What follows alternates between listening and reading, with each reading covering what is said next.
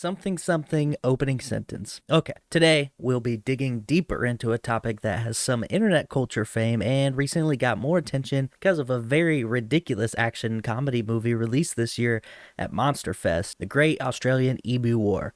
While many of you probably have heard of this event due to memes and such, we'll be taking a much more detailed look at the history and context that set the stage for the quote-unquote conflict. What were the emus doing that warranted military action in the first place? Why couldn't trained, organized, disciplined soldiers best them? What even is an emu anyway? Answers to all that and more on another episode of The Remedial Scholar. That's ancient history. I feel I was denied critical, need to know information. Belongs in a museum, bro.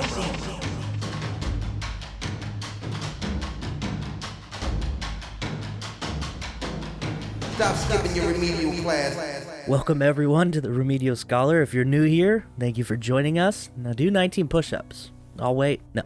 I hope everyone's new year is off to a good start. Better than anything the people in this story you're about to hear might have experienced anyway. I'd like to take a second and ask you to do me all a favor and share the show wherever possible. Also, I guest hosted an episode of a podcast called The Stupid History Minute. It should be out now, so please go check that out. It is on all of the podcast sites that I know and use, so check that out. It's literally just a minute. It's a minute episode, but it was fun to do, and please check that out, share it. Sharing helps people like yourself learn about the show, and why wouldn't you want to share this with your friend, you know? Speaking of friends, this episode comes from one of mine. Actually, you probably recognize the name. My dear friend Hannah offered her English teacher skills and wrote a large portion of this episode. She's also the one who suggested I do an episode of Marie Antoinette since I was selling shirts with her face on them, as well as suggesting the hometown history episode that was last week. Hannah may or may not actually be me, now that I think about it. She's got a lot of input going on. Or I'm her, and you are me, and we are all together. It would be pretty funny if I was actually just making this person up to make it seem like there are people who are, interested in this show. Right? Like, wouldn't that be crazy if I did that? No. Hannah is real, as are the hundreds of thousands of you. Actually, I have a picture of Hannah. She's right there. If you're on YouTube, you can see it's right above my thumb. She does exist, or I'm making that person up. And this is all an elaborate scheme. That's also why I started the show the way I did. That's literally how she wrote it. I was probably supposed to put something in there, but I just couldn't help but just leave it at, like, I don't know. It just seemed like the right thing to do. Anyway, Australia. How many times do you think I'll do a terrible Australian accent? Is it possible to do a podcast episode about Australia without doing an awful accent? And I will say that is not a mocking thing, for me at least. I think the Australian accent is everything and more. Something about the way it sounds is just perfect to me. It can be anything. Creepy, funny, sexy, Margot Robbie. Conductor abandoned that thought train real quick. Anyway, I do enjoy the accent, and if I do a bad job, it's not that I'm trying to mock it. It's that I am trying to do a good job and am otherwise incapable of this task. So, let's get into the episode before I get distracted again. A little bit of context, a small piece, a morsel, if you will. Prior to joining the very large and often terrible, quote, colonized by Britain club in 1770, Australia was first inhabited by the ancestors of Aboriginal Australians. See, it kind of even clicks up as I say Australia. I promise I'm not even trying to do, but it's called the Australia. It's in there a little bit. I just can't help myself. I'm sorry. Early humans moved south from mainland Asia, and while we don't know exactly how they got to Australia, there's pretty good evidence that these people were some of the first seafarers in human history.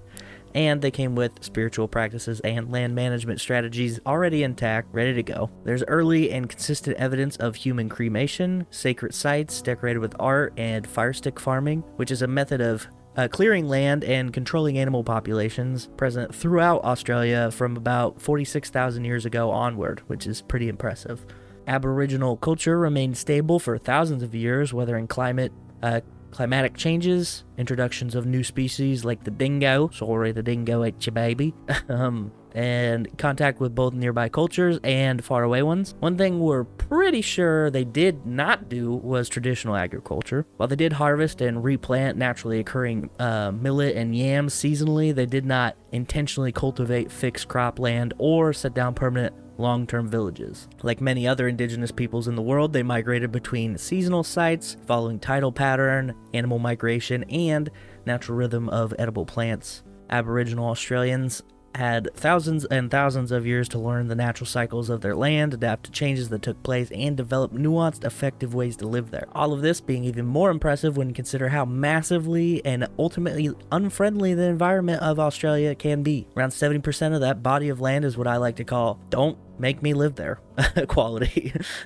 The land itself is, especially in the outback, is full of monsters, gremlins, kangaroo, abominations, really.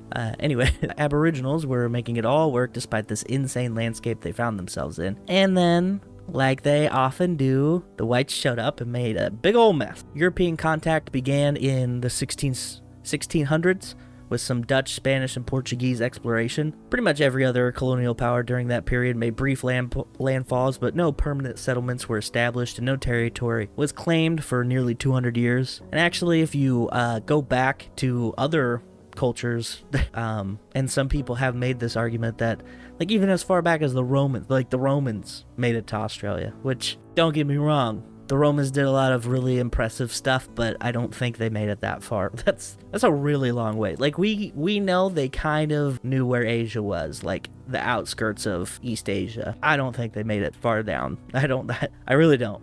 As much faith as I have in those dudes, I don't know, man. Anyway, in 1770, English Captain James Cook, of pissing off Hawaiian royalty and then getting super killed fame, landed in a cove that would come to be called Botany Bay, and officially claimed at least part of the landmass for England, although his journal entries hint at some confusion over whether the Dutch or the East India Trading Company owned any of Australia. Nobody asked the actual people who had been living there for thousands of years if they own the land, because that would be dumb, obviously. Despite this claim, England didn't do anything with Australia either until 1783, when they lost the Revolutionary War and almost all the land they owned in North America, and found themselves without a penal problem. No, not penile problem. Penal. Get it together. But they did probably have a penile problem too. See, the British government really liked transporting its criminals. Fugitives being transported by, not even fugitives, but people in chains transported by the English. That's weird. They wouldn't do that. Putting them on boats, then dumping them in offshore territories to do whatever it was Georgian-era miscreants did, eliminated a few issues at once. You didn't have to waste money on constructing and maintaining prisons. You didn't have to worry about executing too many people at once and getting a bad reputation. And while the people transported weren't exactly what they would consider A+ citizens, they were still generally white and Christian, and they would have a good influence on indigenous savages in their eyes. Or at least they wouldn't get eaten by them, and one way or another, at least one problem would get solved. During the British occupation of the Americas, they had sent about 50,000 convicts to the New World, and when they lost the Revolution, they also lost their main transportation destination. In 1779, Sir Joseph Banks of Joseph A. Bank, the American formal wear company fame. Not really, but that would be wild, wouldn't it? Anyway, Joseph Bank, who had gone with Cook to Australia, suggested that they start transporting convicts to Botany Bay. British officials pulled the trigger in 1787 when the possibility of war with France, Holland, and Spain made it look like having a naval base in Australia just might be a good idea. On the 26th of January, 1788, Captain Arthur Phillip made an official landfall at Botany Bay with his fleet of delinquents. What followed was roughly 150 years of normal Britain taking over country stuff. Skirmishes, agreements, broken agreements, quasi-enslavement, smallpox outbreaks, and other foreign policy shenanigans. Hilarious misadventures stemming from fundamental misunderstandings of local ecosystems, and the officials in charge writing letters back to Britain begging for support, and the Crown being like, what? Can't hear you, new colony, who this? It is kind of funny how quick England was to like, we need a new colony, and then they're like, but we don't want to support it, actually. Like, you should just do this all yourself, but still give us royalties and stuff. Anyway, fast forward to the First World War. Australia had been converted fully from a penal colony to a self-governing member of the Commonwealth. Gold rushes in the 1850s encouraged rapid settlement by free citizens, and by August of 1914, when Australia automatically entered World War I as a result of Britain declaring war, its economy, culture, technology, and social systems were basically indistinguishable from any other European nation at the time. Now, unfortunately, World War I was devastating for Australian forces, as it was for the rest of the world, but we're not talking about them. They have had their time. It would prove to be the deadliest conflict Australia would ever fight in, with the death toll surpassing that of World War II. At the end of the war, Australia faced thousands of soldiers coming home jobless, often disabled, without a plan, and the population wasn't even that big to begin with. Only 4.9 million people were living in Australia at the time, 500,000 being sent to war, 62,000 dying, and 160,000 injured or taken prisoner, and then probably injured as being prisoner. The government's initial plan for these soldiers was really good. It's absolutely nothing. They initially received nothing, but then the Australian public learned about Gallipoli, an engagement by the British forces and their allies in Turkey that had been intended to capture Istanbul and secure a way to relieve Russia by sea. Gallipoli was the first engagement where Australian and New Zealander troops saw action. It was also an unmitigated bloodbath.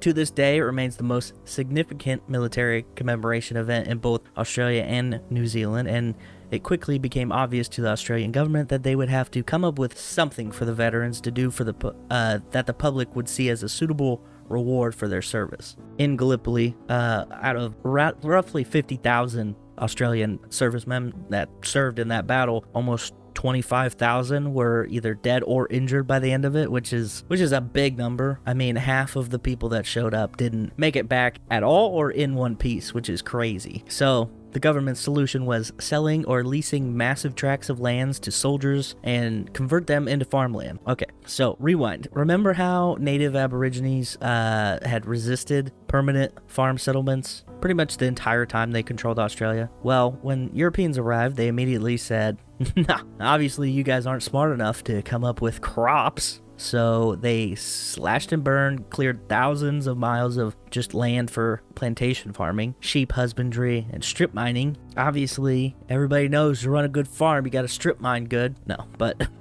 from the European perspective, selling soldiers lands and telling them that they could make a living farming wheat was a very normal thing to do. From an Aboriginal perspective, it was laughable. They knew the lands. Even the Australian government knew that the majority of the land that it was rewarded in this program was agriculturally marginal, meaning that the soil, water, and climate conditions made it basically impossible to farm. But hey, the soldiers had no homes and no jobs before this, and now they had homes and had jobs. What more do you want? You're welcome. This is called being a good government.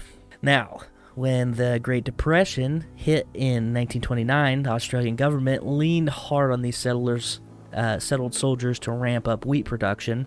This is also coming on the heels of a lot of inflation that took place in Australia before the Great Depression even kicked off, so they were already struggling for a substantial amount of time before the biggest struggle would happen. And so when the farmers were leaned on, they pretty much had no other choice but to respond like, hey man, we're trying, but a little help would be nice. Prime Minister James Scullin promised federal subsidy aid to farmers in 1930, only to take back these promises a few weeks before that year's harvest, which is yikes. That's pretty messed up. And then he's like, okay, sorry, that was kind of messed up. My bad, guys, my bad. We're gonna do it again, but this time for real. So he promised it again, and then lost re-election the next year. And I'm gonna go ahead and say he probably lost a few votes after taking away those subsidies in the first place. The next prime minister, Joseph Lyons, offered no concrete relief for wheat belt farmers either. Droughts hit, wheat prices fell, and it was just one more straw on the back of an already stressed out Campbell. Things were so bad in the state of Western Australia that a secession movement was rapidly gaining traction. The federal government had been allowing the area to languish for years, which was easy because Western Australia is separated from Sydney by the entirety of the Australian outback. In our modern world, it can be hard to really grasp the level of separation Western Australians experienced in the early 1900s. It was so difficult to get there, and the methods were so uncertain that whenever the Prime Minister visited, an acting Prime Minister was installed just in case. Even now, the drive is 41 hours long and traverse the Nullarbor Plain, some of the most remote, inhospitable land in the world. Also, gotta watch out for Mick Taylor.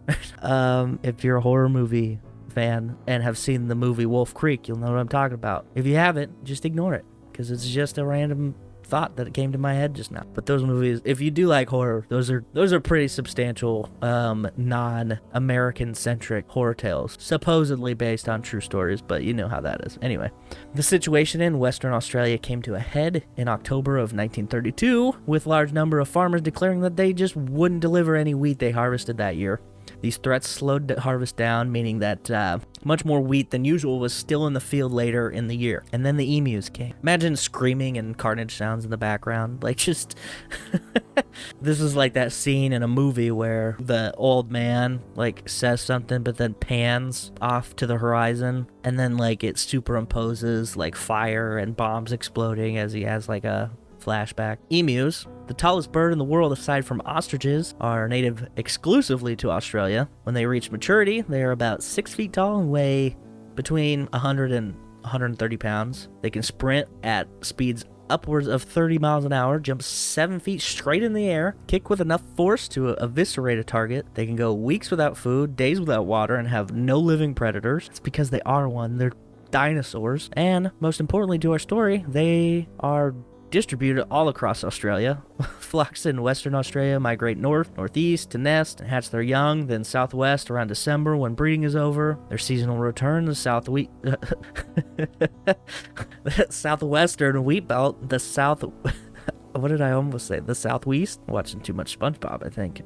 At the end of 1932, coincided perfectly with the politically charged harvest slowdown. Emu population was feeling the effects of the drought, and farmland cleared of underbrush supplied with water for sheep and cattle, strewn with unharvested grain, was prime real estate. They tore down fences, like, granted, these weren't great fences, but they tore them down, devoured, trampled, and spoiled crops, and generally just partied a little too hard. In another country, or even just another region of Australia, a swarm of animals moving onto farmland might not have become a military operation, but these farmers had been soldiers just 20 short years ago, and they knew 3 things. 1, machine guns were great for killing things. 2, the Australian military had a bunch of them. And 3, the government owed them big time.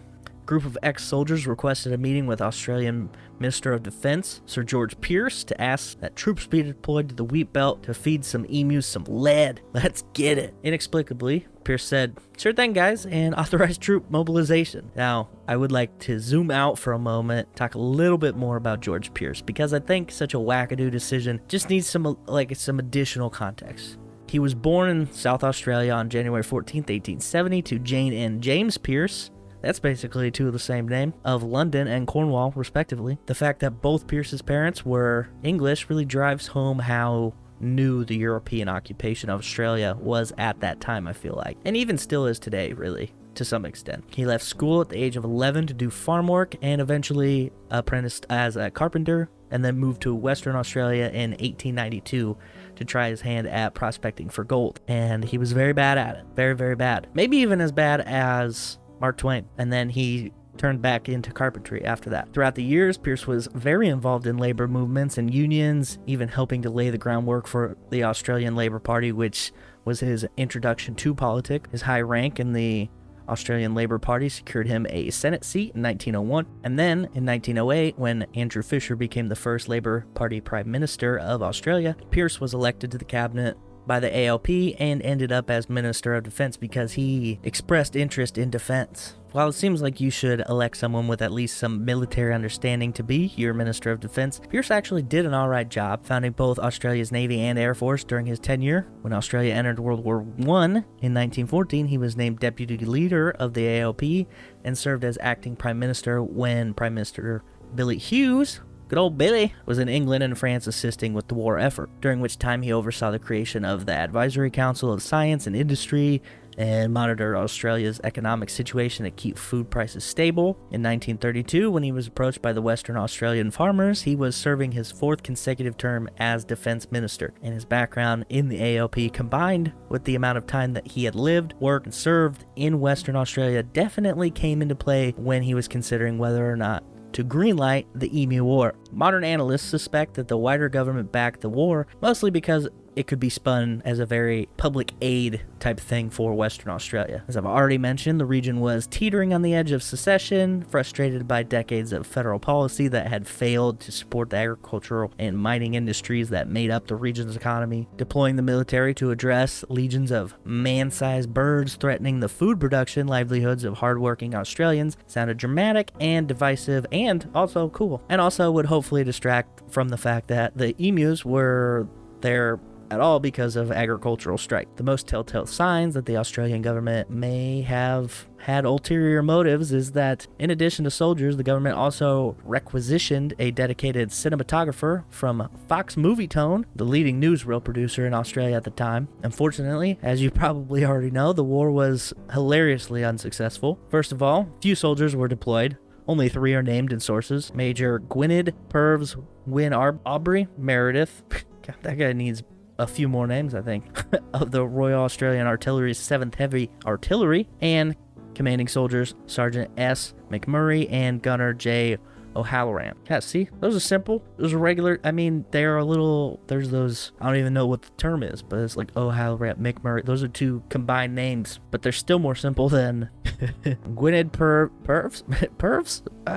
Wyn Aubrey. Can't do it. Anyway, while they presumably were joined by lower-ranking soldiers who helped move supplies or herd the birds, they only had 2 Lewis machine guns and 10,000 rounds of ammunition. At the time of the war, there were roughly 20,000 estimated emus menacing the wheat belt. Not only that, but these are hardy birds. Meredith and his men found themselves repeatedly frustrated. The weather wouldn't cooperate. The birds would congregate too far away and see them coming. They ran too fast for gunners to aim. Guns jammed on the rare occasions when soldiers and farmers could funnel birds successfully, and on and on and on. In general, it turned out that the farmers who had requested machine guns had been remembering trench warfare between human soldiers and trying to wrangle 6-foot-tall birds, precision calibrated to navigate the open Australian outback quickly was just a very different deal.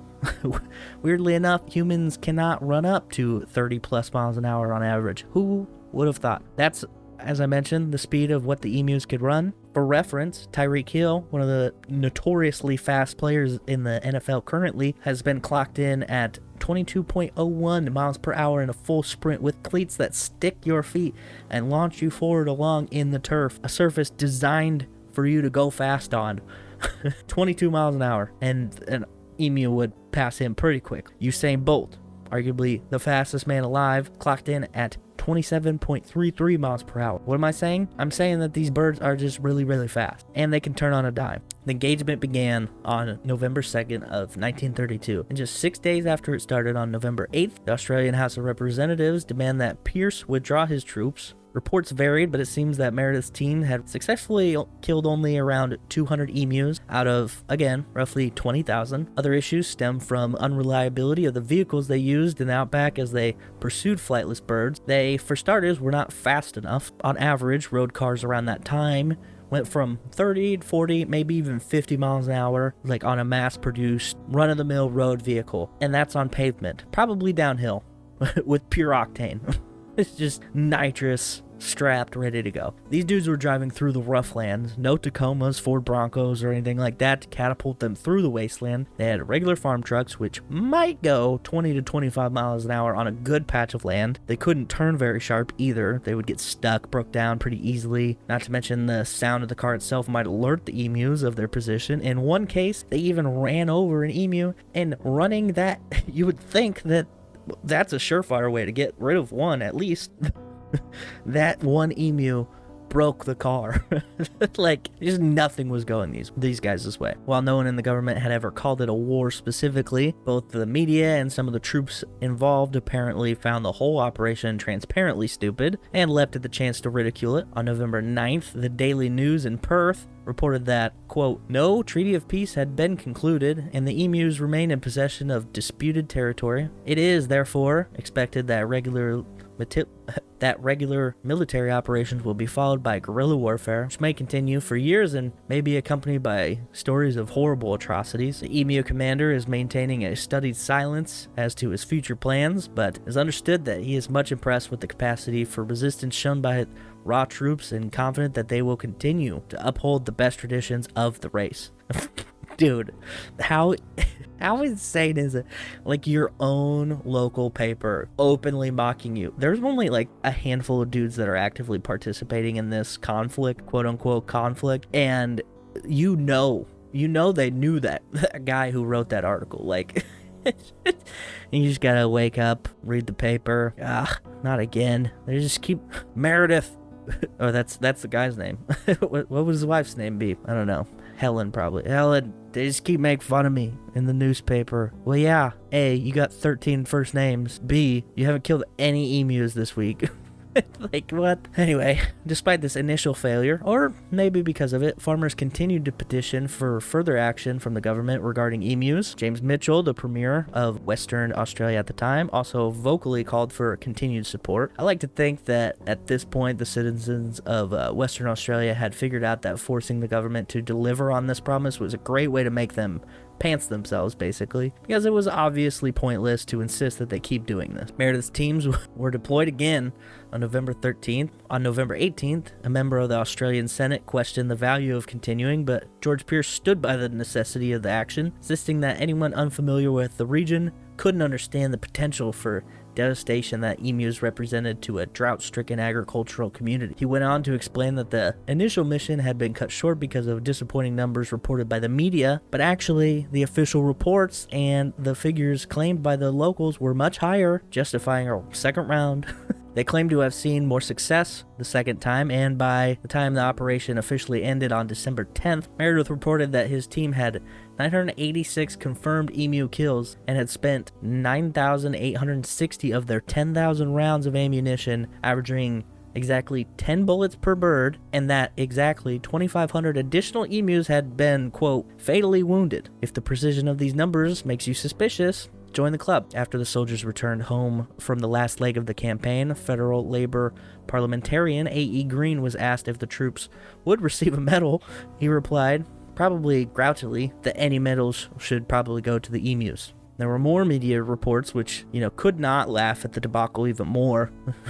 Quote, the emus have proved that they are not so stupid as they are usually considered to be. Each mob has its leader, always an enormous black-plumed bird, standing fully 6 feet high, who keeps watch while his fellows busy themselves with the wheat. At first suspicious sign, he gives a signal and a dozen heads stretch up out of the crop. A few birds will take fright, starting a headlong stampede for the scrub, the leader always remaining until his followers have reached safety. Now, to add insult to injury, like I mentioned, that camera crew was following them. And then occasional townspeople would come by and hang out and be like just watching everything go down. Now, they had these machine guns, these Lewis machine guns. The machine guns themselves obviously would jam pretty frequently, and as mentioned, it's kind of hard to shoot a target who is not used to getting shot. They scramble pretty ferociously. Maybe rifles probably would have been a better call. I don't know. Anyway, so what happened after that? Well, obviously there were still emus and still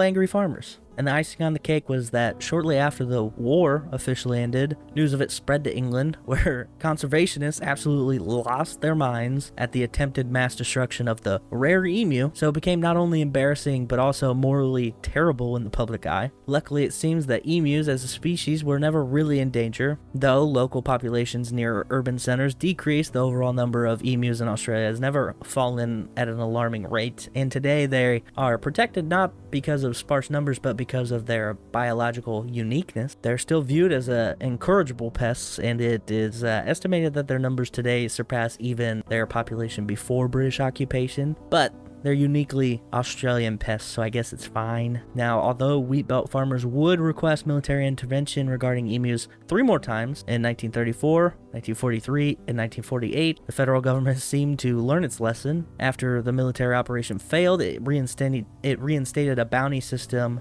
that simply paid locals for dead emus, and several times over the rest of the 1900s, defense ministers would be called upon to officially issue rounds to the public for extermination of problematic emu flock. The bounties themselves turned out to work pretty well, with 57,034 claimed in 6 months' time in 1934. Other potential methods involved a plan which would have bombs dropped from an airplane.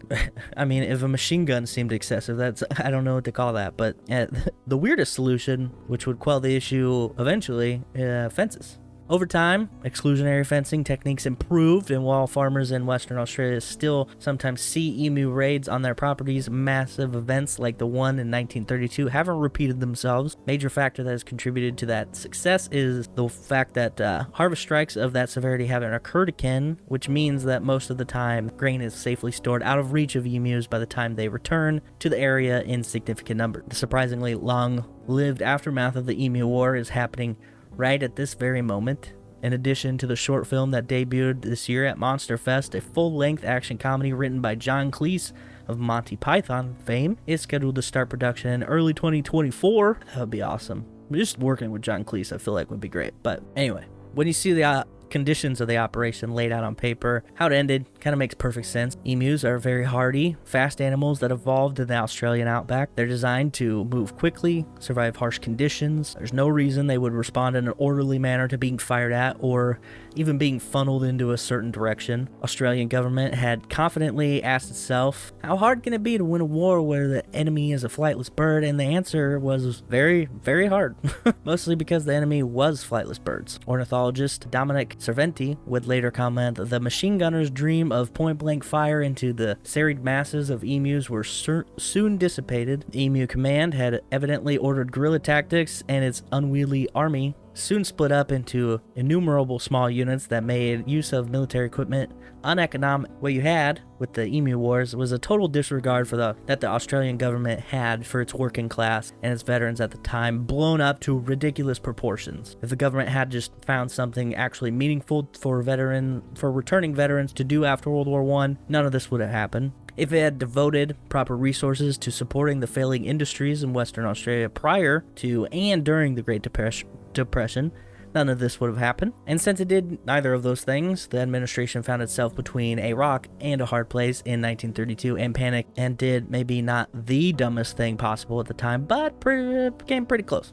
I think it also is pretty evident that the war was a little bit of projection. Right? Australia has not handled animal issues well, really.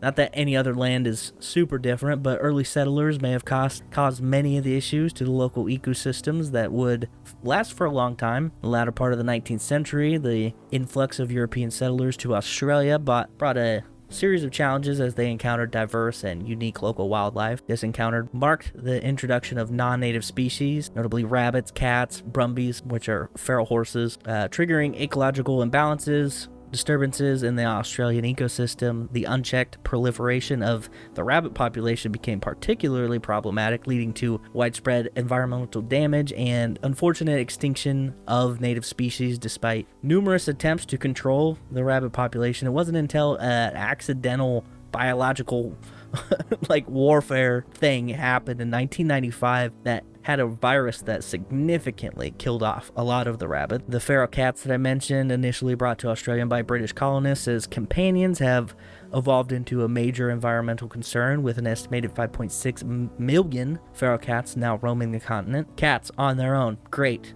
but cats in an ecosystem they do not belong, not so great. They pose a significant threat to over 100 native species. In response, the Australian government has implemented culling measures.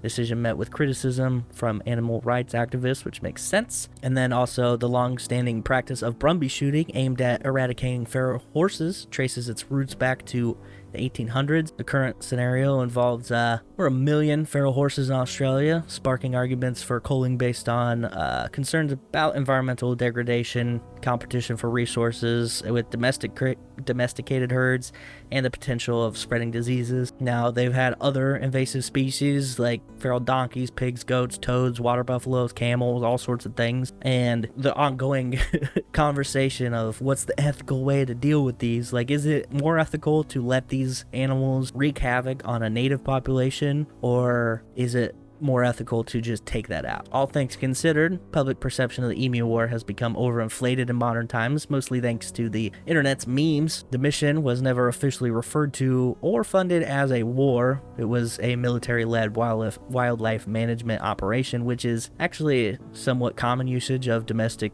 soldiers during peacetime. It's not like Australia funneled millions of dollars into the operation or stretched it out for a ridiculous amount of time. They didn't have tanks rolling in to the outback. And while the news media outlets at the time gleefully latched onto the opportunity to mock the federal government, it was really more of a momentary embarrassment than a lasting mark on anyone's radar. George Pierce's Wikipedia page does not even mention his stint as the minister of the Emu War, to my great disappointment. Many Australians have actually never heard of the Emu War, or if they have, it's largely in memes. I mean, how many of you know about that time when the United States House of Representatives approved a plan to import hippos to the bayous of Louisiana to farm them for their meat? That's what I thought. All right.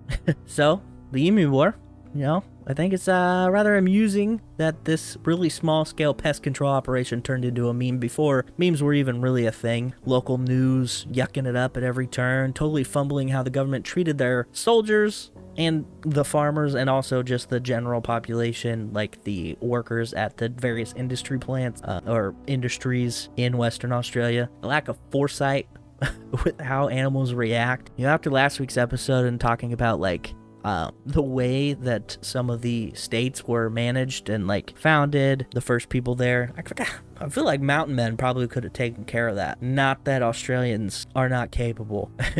And if they invested the proper tools and time, they probably could have. But you give me 5 pioneering mountain men from 1838, and you take them there. You somehow magically transport them to 1932 Australia, a place that they might know exists, but definitely have never been. I feel like they make it happen. Anyway, the whole operation screams Ted Nugent to me.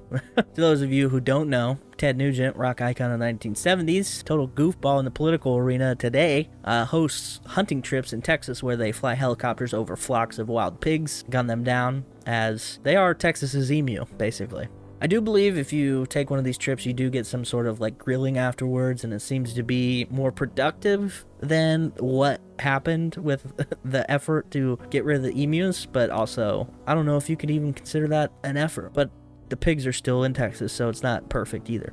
Now, this brings another question or thought to my brain. Invasive species. I know the emus are natural, regular old Australian creatures, but they were handled like an invasive species, and the bounty process in which that they ended up resorting is something that is still done to this day with invasive species, and it's actually been pretty productive to a lot of them. Obviously, it doesn't fix all of the problems, but that's something that my mind drifts to. And before I talk about some of the different invasive species that have led to bounties, I got a couple of them. Do me a favor, go to the YouTube if you're having a good time. You're learning lots. Go subscribe, comment that you might on something that you might have learned in this episode so far. I'm trying to get more consistent with the YouTube and everything, so it's going to help me out, but also, help other people interact with the show, hopefully. So, some invasive species. The brown tree snake in Guam. So, the brown tree snake has impacted Guam's native wildlife in various different ways, not naturally occurring to Guam, but bounty programs have been the most prominent way to deal with these. These encourage the reporting and capturing of these snakes to the pest control, which will help manage their population and mitigate ecological disruptions. Also, pythons in Florida, big one. The nutria, which is specifically in Louisiana in the United States, has a lot of nutria in its wetlands. It kind of looks like, what are those things called? I don't know. It looks like a weird beaver, really. But Louisiana, facing the destructive presence of nutria in its wetlands, has pioneered some bounty programs to get rid of them. These initiatives incentivize the hunting of nutria in, you get rewards for successful removal / hunting of said animal. The Asian carp encompassing species like bighead carp, silver carp, grass carp, black carp, originated in Asia and have become a major ecological issue, particularly in the United States. They were introduced in the 60s and 70s for aquaculture and wastewater treatment. These carp spread unintentionally into the Mississippi River basin due to flooding events and escapes from aquaculture facilities. Bighead carp, known for their size, disrupt the aquatic food web by outcompeting native fish for plankton. Silver carp, with their jumping behavior, pose safety risks for boaters, which isn't the biggest issue, but grass carp are herbivores in nature, impact native vegetation and alter habitat, while black carp threaten native mollusk populations. Now, the ecological impact of Asian carp includes competition for resources, disrupting ecosystems through feeding habits and rapid reproduction, and negatively affecting commercial and recreational fisheries, leading to economic loss. Control efforts involve electric barriers installed in waterways like the Chicago area waterway system to deter movement of Asian carp towards the Great Lakes. Ongoing monitoring and research are essential to understand behavior, distribution, and potential impacts, guiding effective management strategy. Preventative measures also include different legislations, but also just awareness campaigns for anglers to know what they're releasing and where they're releasing it. Essentially, feral hogs. I mentioned this, the hog that Ted Nugent and his friends hunt down. Feral hogs, originally introduced to North America by European settlers and released for hunting purposes, rapidly proliferated, particularly in southern and southeastern states. Their widespread distribution and prolific breeding, coupled with an adaptability and lack of natural predators, contribute to their growth, their really aggressive growth. Now, they can impact the ecological systems by disrupting vegetation, by either just eating everything or trampling through stuff, really turning up soil improperly at improper times, reducing biodiversity, causing soil erosion, water quality issues. Some even can just destroy whole sections of crop. These are uprooting plants and, like I said, contaminating water sources, which can thus impact the plants and crop further, which is obviously never good. They also carry diseases to both domestic livestock and wildlife, but the biggest control measures that are being used for them: hunting, trapping, aerial control. That's the helicopter. I wasn't just making that up, I promise. You can watch videos if you want to. Bounty programs, all these things are trying to help mitigate the populations. And the cane toad, another Australian one. And cane toad has become notorious as an invasive species in Australia that has significant consequences. These toads were initially introduced globally for pest control purposes, targeting sugarcane beetles. In 1935, they were brought to the Queen. God, right after the Emu Wars. Have they not suffered enough? Anyway, these after they were introduced, they quickly turned invasive, spreading all across the continent. They secrete a potent toxin called bufotoxin, which proves lethal to many native Australian predators, including snakes, birds, and other mammals, and mammals, I guess. The introduction of these toads has led to declines in natural native predator populations, as they are not adapted to the toad's toxic defenses. Now, similar to some of the other ones, physical removing through trapping and manual collection has been attempted in some areas, but their prolific breeding and wide distribution poses a couple challenges. There's also biological control. They got the rabbits, now they're going to go after the toad. Introducing this is what always cracks me up with these stories. You have an invasive species and you're like, hey man, how do we get rid of this invasive species? I don't know. Introduce another species. They introducing a parasitic lungworm specific to cane toads are being explored. Their effectiveness and potential risk are still under consideration. Yeah, you're gonna do that and then find out that worm causes zombies or something. Now, there are also bounty things for these guys. So, turn in some toads, get some money.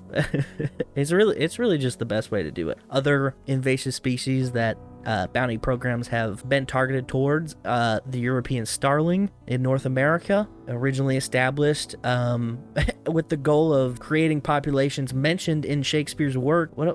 This is such a useless thing. We're going to take this out of its natural habitat and put it somewhere else, and now it's spreading across the continent of North America. Obviously outcompeting native populations like all the other ones, disrupting different ecological things by overeating certain things. Just your regular old invasive species. Lastly, the sandhill crane. No. If you're confused by that, listen to last week's episode and you will understand. I don't know why, but I just don't like that bird. Anyway, that's it for Australia and its magnificent emu war. I hope you all found this as entertaining as I did, and please show your support by commenting in the Facebook group, the dedicated episode post. Go to YouTube, comment there. You can go to YouTube, watch the entire video. Sometimes I share images about what I'm saying, so you'll probably get some funny pictures if you watch this one. You can leave comments, respond to the comments to things you're learning about, whatnot. Also, tell Hannah how much of an excellent job she did. If you didn't like certain parts, it's probably a part I wrote. Please like, subscribe, do all those things. Share us with your friends. Continue to rate and review wherever you can. Check out the merch. Wearing the merch right now. Got a few new designs coming down the pipe, so be on the lookout for that. All of that super helpful for me to continue doing this. Merch sales, stuff like that goes towards hosting fees, so I can continue to put the show up. And that's it. Until next time, don't pick a fight with a large flightless bird that you are not certain you can win. If you do, bring Ted Nugent, or a lot of ammo, or both. It's probably easier just bring the ammo and do it yourself, but it's probably easier just to not do any of that. Enjoy your week, and I will see you curious cats next time. Bye.